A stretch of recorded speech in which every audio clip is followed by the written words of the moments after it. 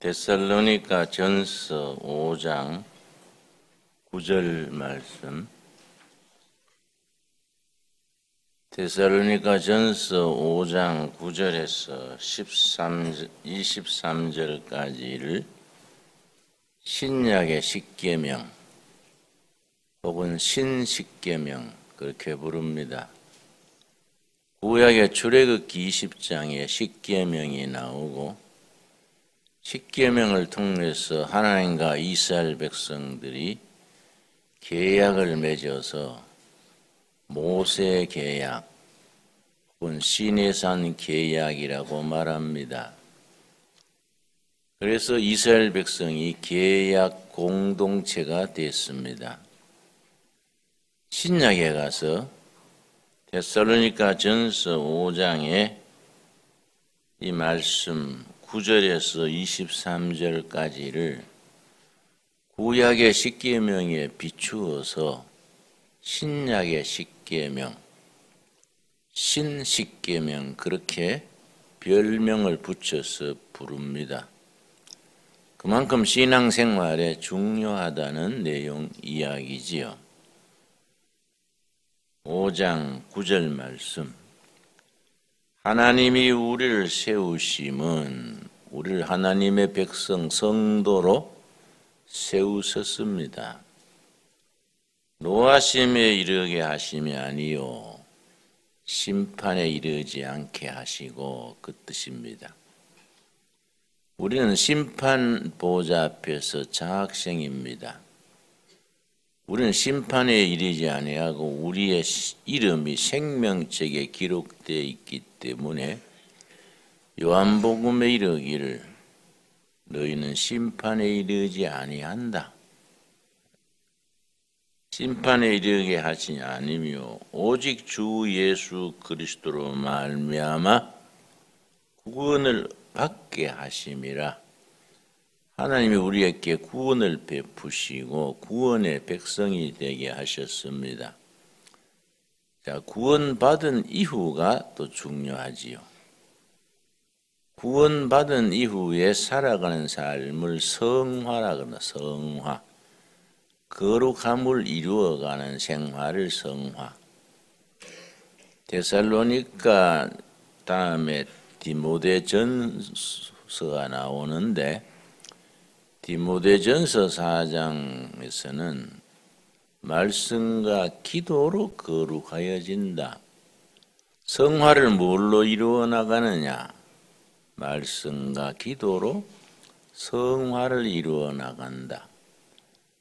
구원은 한 구원이지만은 구원의 3단계가 있습니다. 3단계. 예수를 믿음으로 구원받은 의롭게 되는 단계. 그걸 의화, 신학 용어로 justification. 믿음으로 의롭게 되었습니다. 믿음으로 의롭게 된 뒤에 그 다음 두 번째 구원이 구원받은 이후 거룩함을 이루어 나갑니다. 그걸 성화라 그럽니다. 베드로서에는 두렵고 떨림으로 이미 받은 구원을 이루어 나가라. 구원을 받았는데 그걸 이루어 나갑니다. 그걸 성화, sanctification이라 그럽니다. 그런데 구원파라고 있습니다. 유병은 대표로 있었던 구원파의 오류가 뭐냐? 믿으면 모든 죄를 사하였느니라. 그 해석을 좀 과잉 해석을 해서 모든 죄니까 앞으로 지을 죄까지 다 용서한 거 아니냐. 예수를 믿고 의롭게 되면 모든 죄니까 과거에 지은 죄뿐 아니라 앞으로 지을 죄도 다 용서한 것이다. 그 약간의 비약이 있습니다. 성경 전체의 가르침은 그게 아니고 지난날의 허물과 죄를 너희 믿음을 보고 다 없는 걸로 용서했는데 현재와 미래는 받은 구원이지만은 거룩한 성화로 구원을 완성해 나가라. 구원을 이루어 나가라. 그게 성화입니다. 그리고 마지막 구원이 하나님 보좌 앞에 설 때에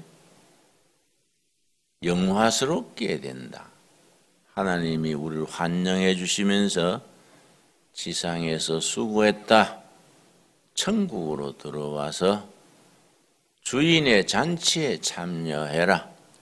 그 영광스럽게 되는 날, 그걸 영화라고 합니다. 영화, 영광 영자, 그걸 글로리피케이션. 그래서 믿음으로 의롭게 되는 의화, 의롭게 된 뒤에 말씀과 기도로 거룩함을 이루어 나가는 성화, 하나님 보좌 앞에 설 때에 영광스럽게 환영받는 영화, 합쳐서 구원이라고 부릅니다.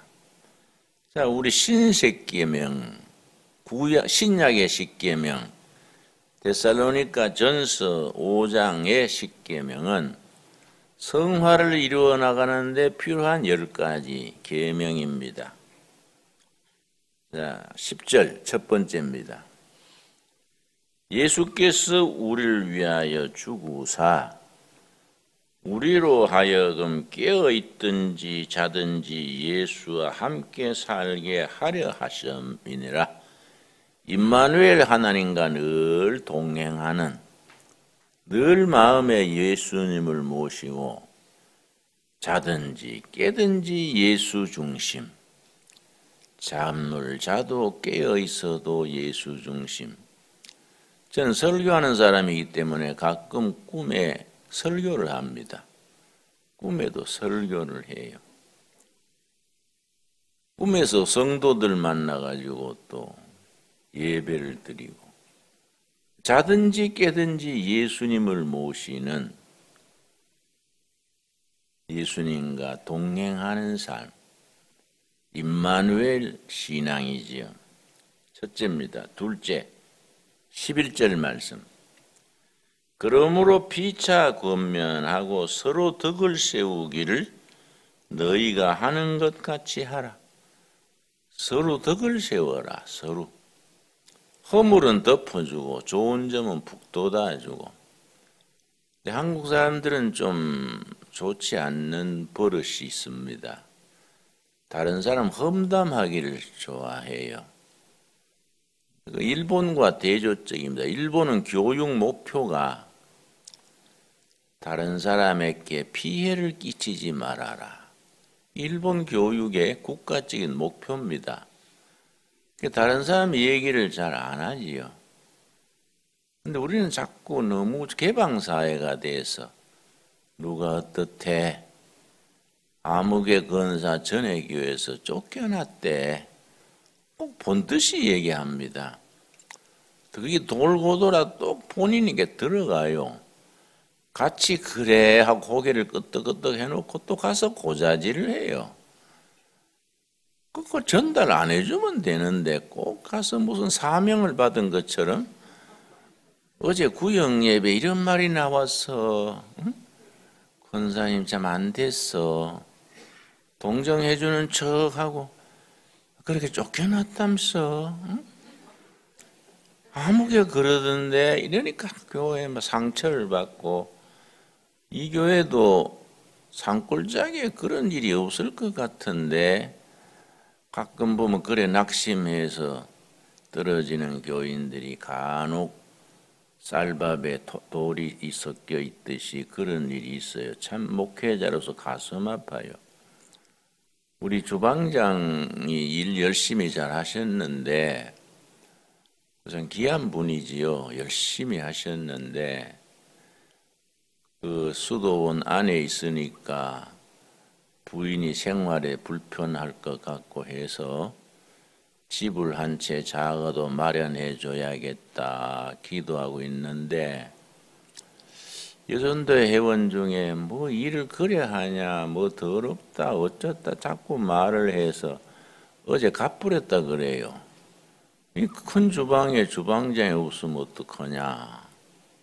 자꾸 사람을 입을 쫓아야 되니까 뭐 가서 좀 설거지도 도와주고 도와주면 좋은데 자꾸 뭐 이런 말 저런 말 하니까 갚으랬다 그래서 내가 들으니까 주방에 그 설거지할 그릇이 잔뜩 쌓였다 그래서 누가 어떡하지요? 그래서 어떡하기는 달궈들어서 씻으면 되지 뭐 누가 면허증 있어야 씻나? 내 새벽기도 마치고 내부터 가서 씻을게. 내가 예배 마치고 설거지하러 가려고 그래요. 공동체를 해보면요 항상 주방에서 문제가 생깁니다. 다음 주방장은 벙어리를 뽑았으면 좋겠다.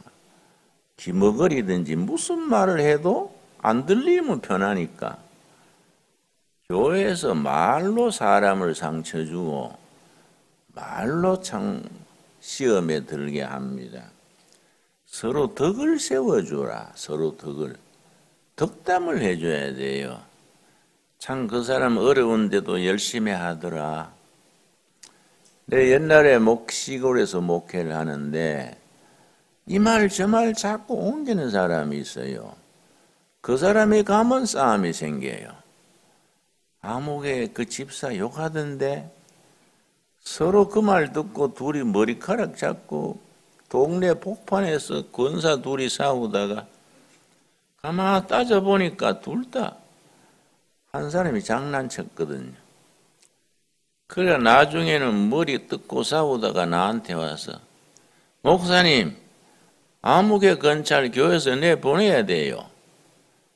교회에 얼마나 손해를 끼치고 욕을 하고 다니니 우리가 싸움했잖아요. 그래서 교회에서 이 사람 저 사람 내보내기 시작하면 누가 남겠냐.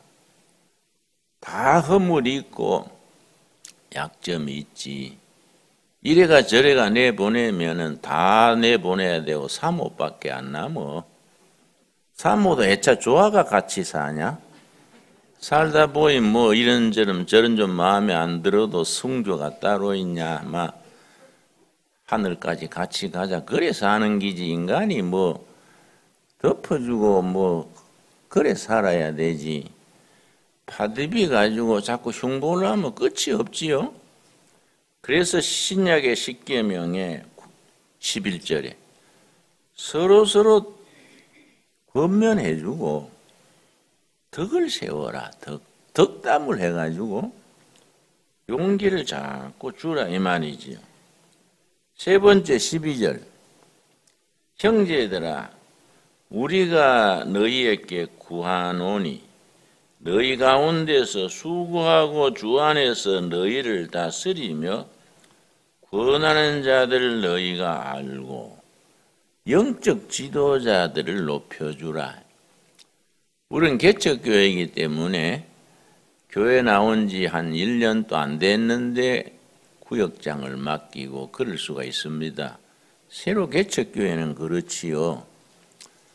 근데 나중에 오신 권사님이 하는 구역장 하는 게 영 시원찮거든요. 그럼 참고 있어야 되는데 교회가 세운 영적 자리니까 꾹 참고 도와줘야 되는데 예배 보는데 뭐 예배 사회를 그래 하노? 그 말씀은 틀렸어. 이렇게 하니까 그만 구역장이 상처받아가 내 뭐 하겠습니다. 아무개 권사 때문에 나 아마 교회 옮길랍니다. 그런 얘기들을 해요. 그러니까 교회가 세운 영적 지도자를 존중해 줘야 돼요. 아무래도 교회 경험이 적은 사람들은 실수를 하지요. 그러면은 어머니가 자식 챙겨주듯이 보호해주고 도와줘야 되는데 그렇게 못하니까 상처가 납니다. 주 안에서 너희를 다스리며 권하는 자들을 알고란 말은 존중해주고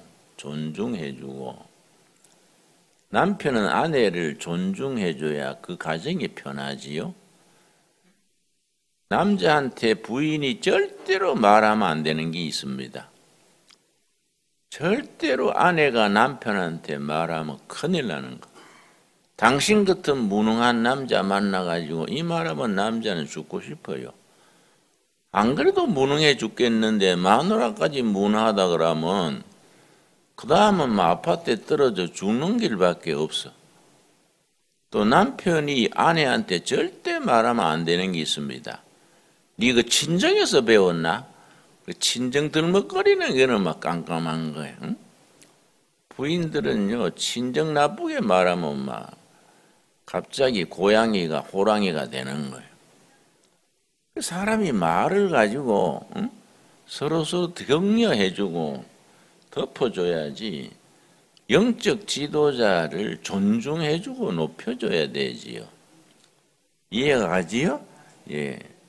그 다음에 네 번째 사계명 13절 그들의 역사로 말미암아 사랑 안에서 가장 귀히 여기며 너희끼리 화목하라. 사람은 화목해야 돼. 화목. 분쟁하고 다투지 말고 화목해야 돼요. 화목하려면 누군가 한쪽에서 굽혀야 됩니다. 자존심을 꺾고 형제여 내가 어쩌다 보이 상처 준 것 같네요. 내가 사실은 본심은 그게 아닌데 말이 옆으로 샜네요. 화목을 해야 돼요. 화목. 그저 신앙생활에 신앙 공동체는 화목해야 됩니다. 화목이란 건 살롬인데 살롬이라는 헬라어의 화목에는 관계입니다. 관계. 영어로 relationship. 부부도 그렇고 성도끼리도 그렇고 목회자와 교인도 그렇고 동네 사람도 그렇고. 그런데 우리나라 사람들이 왜 화목을 잘 못하느냐? 우리 민족은 상처가 많은 민족입니다. 5,000년 역사에 우리 한반도에서 생겼던 전쟁만 993번입니다.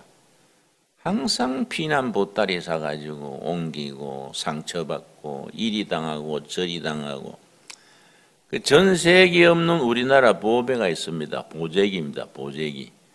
책상 보재기 하나 펴면 우선 필요한 거 대충 얹어가 어깨에 둘러미고 뛰는 거예요. 피난 가기 좋다고 보재기가 발전한 거지요. 세계에 없는 용품이 우리나라 보재기입니다. 보재기 용도가 얼마나 많습니까? 거기 피난 갈 때 빨리 챙겨서 튀는기 좋아라고 그게 생겼다는 거지요. 그러니까 그 상처가 많은 사회예요.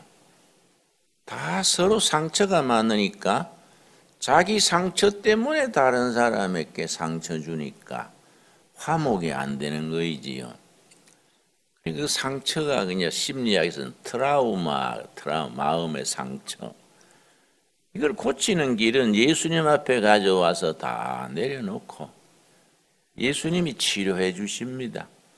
그래서 마태복음 11장 28절이 복음의 핵심인데 수고하고 무거운 짐진 자들아 다 내게로 오라. 너희 스트레스와 상처와 아픔을 다 나한테 갖고 와라. 내가 너희를 뭡니까? 쉬게 하리라. 예수님 안에 다 아픈 보재기 내려놓고 치유받고 위로받고 힘을 얻는 거지요. 그래서 신앙생활이 위대한 거 아니겠습니까? 자, 제 5계명이 뭐이냐? 14절 말씀, 14절. 또 형제들아 너희를 권면하노니 게으른 자를 권계하며 게으른 자를 타일러 주는 겁니다. 권계하며 마음이 약한 자들을 격려하고 힘이 없는 자들을 붙들어 주며 모든 사람에게 오래 참으라. 사람에 대해서는 참아줘야 됩니다. 사람에 대해서는 참아야 됩니다. 약한 사람을 자비를 베풀고 내가 요새 마음에 짠하게 걸리는 게 있는데 한 두서너 주 전에 아주 자매님 한 분이 마음에 상처가 있어서 예배 시간에 들락날락하고 우리 사택에도 가끔 찾아와서 뭔가 도움을 청하는 눈으로 보고 그랬는데 예배도 방해되고 하니까 아마 예배 방해를 방지하기 위해서 우리 교회 오지 마라 했는가, 어떻게 사람들이 왕따를 했는가, 요즘 안 보여요. 교회에서 위로해주고 상처를 싸매주지 않으면 갈 데가 어디 있습니까? 교회라는 데는 상처받은 사람, 잃어버린 양떼를 돌보시는 예수님의 심장을 가져야 돼요. 그런 분들은 조금만 도와주면 제자리에 돌아옵니다. 너무 외롭고 상처받고 해서 일탈된 행동을 하니까 그런 사람들을 따뜻하게 돌봐주면 돼요. 근데 이제 남자 목자들이 그런 사람 돌보다가 가끔 이제 스캔들이 생기고 씹으니까 미국에 빌리그레함 원칙이라는 게 있습니다. 빌리그레함 원칙. 여러분 시카고에 유명한 그 교회가 있습니다. 이름은 깜빡했네요. 세계적으로 유명한 교회 이름이 뭐이더라. 예. 내가 지난번에 미국 갔더니 그 교회가 사고가 나서 그 참 아까운 목사님이 그 사임하고 교회를 떠났더라고요. 왜냐하면 여자 교인들하고 상담하다가 스캔들로 번져서 세계적으로 참 보배 같은 목사님인데 그 교회를 사임을 했더라고요. 그래서 미국 교회에서는 요새 빌리그레함 원칙하는 게 있습니다. 빌리그레함이 자기 관리를 철저히 했던가 봐요. 여성도를 만나거나 할 때는 반드시 옆에 남자 집사님 누구 대동해서 반드시 같이 만나는 거예요. 반드시. 그게 빌리그레함 원칙이라 그래요. 그러면 다 거기 증인이 있고 절제를 하니까. 교회란 데는 사람과 사람이 만나면서 사고가 나기 쉽습니다. 서로 조심하고 절제하고 서로 지켜줘야 됩니다. 그리고 사람들의 약점이나 아픔에 대해서 참아줘야 됩니다.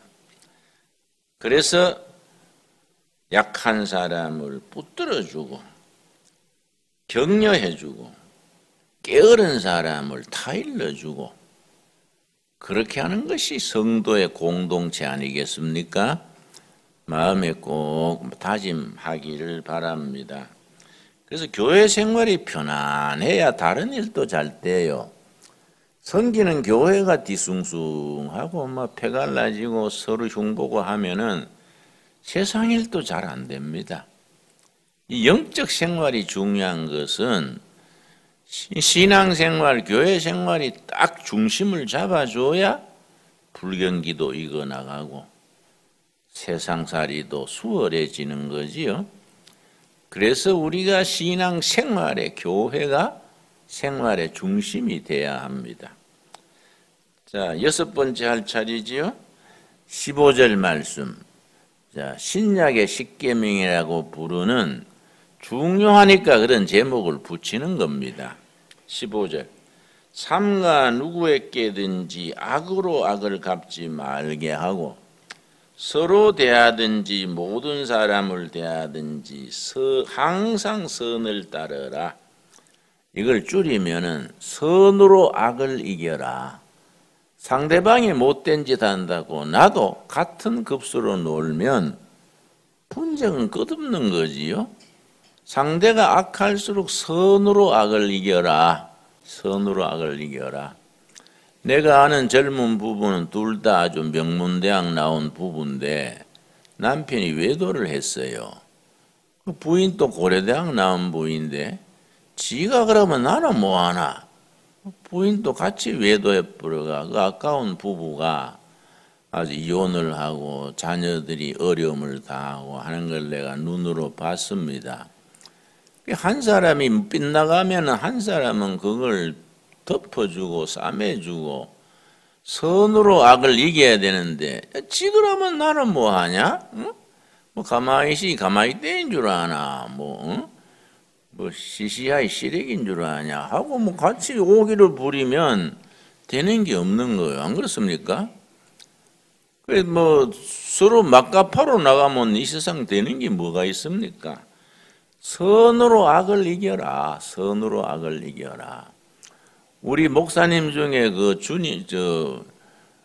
유명한 목사님 이재철 목사님이라고 아시지요? 이거 훌륭한 목사입니다.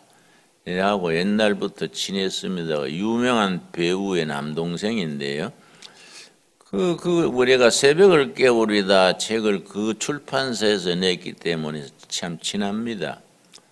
맨날 술 먹고 밤 2시, 3시에 들어오고 아주 사람이 뭐 그렇게 가정적이지를 못하고 그랬는데 참 부인이 좋았어요. 하루는 밤 3시쯤 술이 이만큼 해서 집에 들어왔는데 문은 열렸고 부인이 없는 거예요. 여보 어디 갔어? 하고 뭐 술김에 유황저방 갔다 보니까 한쪽 구덩이에 간절히 남편 위해서 기도하는 거예요. 얼마나 열심히 남편 위해서 기도했는지 남편이 들어오는 것도 모르고 우리 남편 영혼을 불쌍히 보아주시옵소서. 눈물로 기도한 걸 보고 정신이 번쩍 들었어요. 야, 내가 안 되겠구나. 내가 지금 잘못하고 있구나. 술이 확 깬 거지요. 그 길로 술 딱 끊고 신학교 가서 좋은 목사가 됐습니다. 사모의 공로지요. 서로 그렇게 한쪽에서는 참아주고 덮어줘야 판이 되지 서로 맛보기로 나가면 그 되는 일이 없지요. 바로 그 얘기입니다. 자, 그래서 선으로 악을 이기고 선한 걸로 악한 것을 나쁜 것을 고쳐주려 그래야지 서로 맞상대해 가지고 그래 하면은 그 우리가 이미 받은 구원도 흔들리는 거지요. 그 참을 때 참지 못하고 성화를 이루지 못하면은 성경에 뭐라 그러냐면은 양심에 화인 맞은 자들아 불화자 도장인자입니다. 성령께서 참다가 나중에 한계를 넘으면 불도장 찍어버린다. 불도장 딱 찍어서 제껴버린다. 양심에 화인 불도장 맞은 자들아 밖에 나가서 슬피 울며 이를 갈미 있으리라. 그 말씀 기억나지요? 여러분 우리가 참 신앙생활에 그런 성화를 위한 노력이 참 필요합니다. 7절, 8절, 9절은 한 묶음이지요. 7절, 8절, 9절. 몇 번째지요? 7번째지요? 항상 기뻐하라 쉬지 말고 기도하라 범사에 감사하라. 맨날 성도들은 기뻐해야 돼요. 또 길 가다 돈 준 사람처럼. 길 가다 돈보따리 주워 봤습니까? 옛날 내가 청계천선 응마주의 할 때 새벽에 나가다가 길에 가로등에 불이 비치지 않습니까? 이거만한 보따리라 있어가지고 같은 나가던 교회 청년한테 야, 이 사람아 저 보따리 하나 있네 모이고 가봐라 그랬더니 가서 보더니 돈이다. 돈 보따리가 떨어진 거예요. 그게 무슨 도둑질하고 가다가 떨어뜨렸는지. 돈 보따리 보고 막 돈이다 하고 막 망태 벗어 던져버리고 뛰는 거예요. 아니 보기는 내가 먼저 봤는데 지가 돈을 들고 뛰는 거예요. 막 기뻐 뛰고 하더니 그날부터요 넉마주의도 안 하고 돈수로 다니는 거예요. 돈수로 택시 대절해가지고 뭐 동네 왔다 갔다 하고 뭐 돈 다 떨어지고 난 뒤에 뭐 할 수 없이 담 넘어가다가 잡혀서 징역 갔어요. 그 내가 면회 가가지고 야 너 참 돈보따리 때문에 네 인생 조졌다. 응? 앞으로 돈 주스면은 응? 네가 다 하나님한테 헌금하고 주인 찾아줘야지 그래 하지 마라. 글쎄 말입니다. 내가 잘못했어요. 그때 돈을 전도사님 드리는 긴데 그래서 괜히 팔자에 없는 복을 받아가지고 실패하는 경우가 많지요. 항상 기뻐하라. 쉬지 말고 기도하라. 범사에 감사하라. 이것이 너희를 향하신 하나님의 뜻이다. 하나님의 뜻을 거창한 데서 찾아라 하면 안 돼요. 소박하게, 단순하게 기뻐하고 기도하고 감사하고, 이것이 하나님을 향하신 너희의 뜻이다. 뭐 하나님께서 우리한테 집 팔아 바치라는 것도 아니고, 직장 사표 내고 뭐 선교사 가라는 것도 아니고, 기뻐하고 기도하고 적은 일 큰 일에 감사드리는 것, 이것이 우리를 향하신 하나님 아버지의 뜻이다. 아멘 하십니까? 신앙생활이 소박하고 단순하게 그렇게 살아갈 수 있기를 바랍니다. 이제 몇 번째입니까? 8번째지요. 8계명째지요. 성령을 소멸하지 말아라. 받은 성령을 소멸하지 말아라. 은혜 받고 나서, 구원의 확신을 받고 나서 소멸해버리면 아까 말씀드린 것처럼 화인, 불도장이 찍히는 겁니다. 성령을 소멸하는 데는 3가지가 있습니다. 성령을 받은 은혜, 성령의 은혜를 왜 소멸하느냐? 3가지입니다. 첫째는 습관적으로 죄를 계속 지을 때. 왜 계속 짓는다는 말을 하냐면, 사람이 은혜 받고 체험하고 해도 한두 번 죄를 범할 수 있지요. 회개하고 돌아와야 돼요. 그게 아니고 계속해서 못된 짓을 하면은 성령께서 기회를 주시다가 나중에 안 되겠다, 불도장을 찍어서 제쳐버린다. 회개하고 돌아오면 되는 겁니다. 습관적인 죄를 지을 때 성령이 소멸됩니다. 2번째, 어떨 때 성령이 소멸되느냐? 미움이 있을 때, 뭐 부부가 아빠가 남편을 되게 미워한다든지, 아내를 미워한다든지, 어떤 사람이 싫어가지고 너무 미워할 때는 성령이 역사하지 못합니다. 미움이 있는 곳에는 성령이 역사하지를 못합니다. 미움이 마음에 미운 마음을, 원망, 미움을 가득히 품고 있을 때 성령이 소멸됩니다. 자기한테 손해보는 거예요. 3번째는 뭐냐? 염려와 근심에 젖어 있을 때. 그래서 요한복음 15장에 14장에 뭐라 그랬습니까? 선택이요. 미워할 것이냐, 믿음으로 살 것이냐. 너희는 마음에 염려하지 말라. 나를 믿으니 믿음으로 서라. 염려나 근심이 성령을 소멸합니다. 염려는 마치 밭에 핀 가시덩굴과 같아서 곡식을 망가뜨리지요. 염려와 근심에 사로잡혀 있으면 성령이 소멸됩니다. 그래서 요한복음에 염려, 근심하지 말고 믿음으로 살아라. 믿음이냐 염려냐? 선택이죠, 선택. 자, 성령을 소멸하지 말아라. 성령을 소멸하는 단계가, 내용이 3가지라 그랬지요? 첫째 뭐라 그랬습니까? 습관적으로 죄를 지을 때. 어쩌다 죄를 짓고 허물을 범해도 하나님, 제가 잘못했네요. 끊겠습니다. 회개하고 돌아 나와야 돼요. 2번째 뭡니까? 미움 있는 곳에.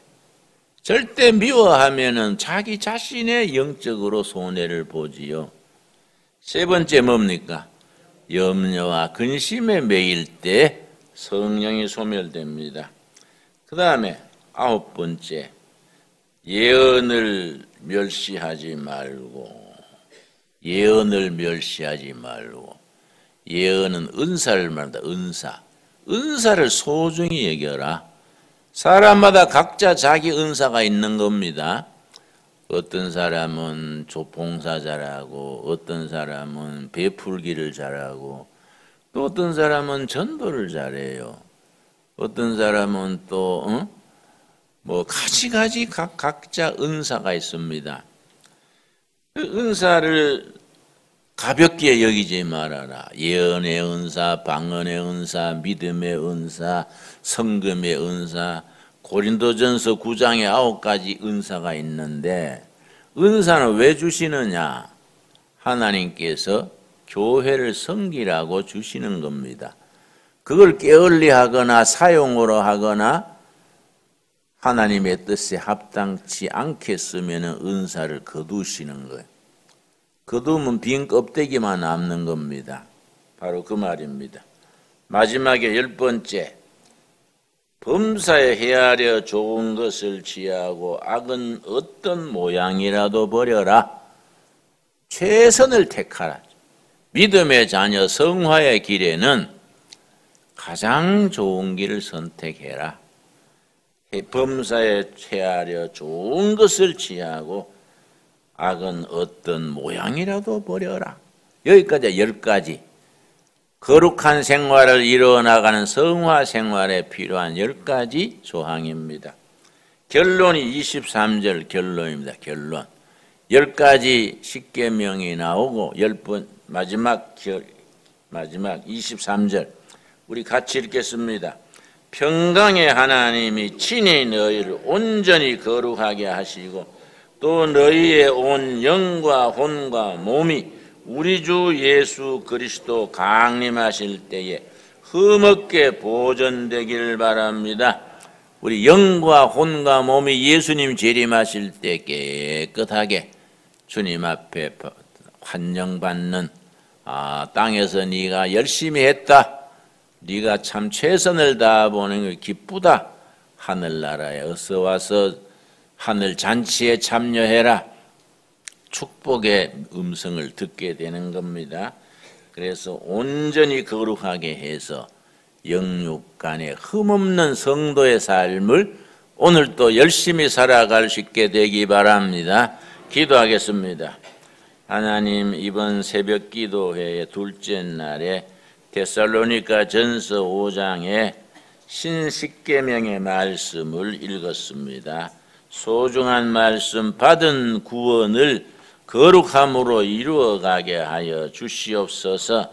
악은 모양이라도 버리게 하여 주시옵시며 믿음의 선배들을 높이게 하여 주시옵시며 약한 자를 격려하고 게으른 사람을 타이르며 선으로 악을 이기게 하여 주시옵소서. 항상 기뻐하고 쉬지 말고 기도하고 작은 일, 큰 일에 감사함으로 하나님의 뜻을 이루어가게 하여 주시옵소서. 예수님 이름 받들어 기도드렸사옵나이다. 아멘.